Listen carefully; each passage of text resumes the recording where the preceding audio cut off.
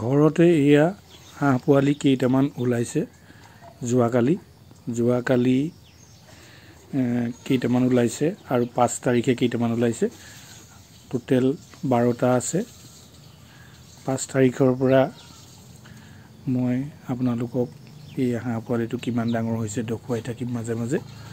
আপোনালোকে নিশ্চয় ধৰিব পাৰিছে 12টা পোৱালি আছে টোটেল হাঁহ পালন কৰিম বুলি যদি কোনোবাই ভাবিছে আপোনালোকক মই ইয়াৰ বিষয়ে ভিডিও দি থাকিম এয়া চকচোন কেনেকুৱা ধুনীয়া লাগিছে হাঁহৰ পোৱালি আপোনালোকে প্ৰথম কেইদিন খুব যত্ন ল'ব লাগিব হিহত যিহেতু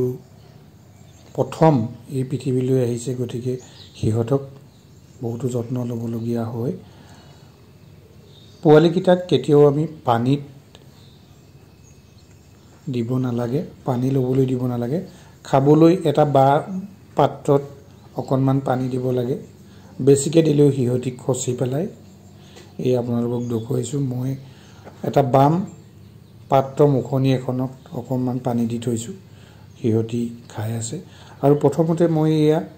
বয়লাৰৰ দানা দিছো সৰু ষ্টাৰ্টাৰ যেটো বয়লাৰৰ দানা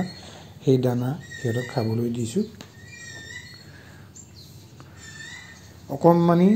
সেই বাম পাত্ৰটোত পানী দিছো যদিও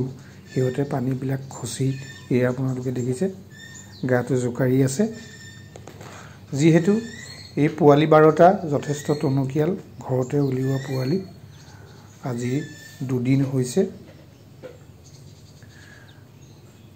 12টা পোৱালিয়ে টনকিয়াল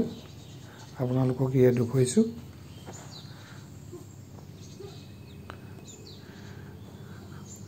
আৰু দুজনী হাঁহে উমনি লৈ আছে গতিকে তাহাতক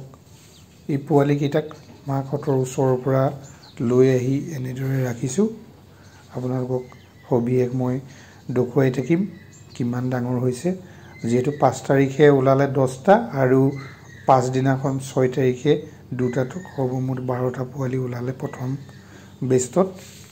আৰু 2 দিনৰ ভিতৰতে আৰু কেইটামান পোৱালি ওলাব আপোনালোকক মই মাজে মাজে ইয়াৰ ভিডিও দেখুৱাই থাকিম কিমান ডাঙৰ হৈছে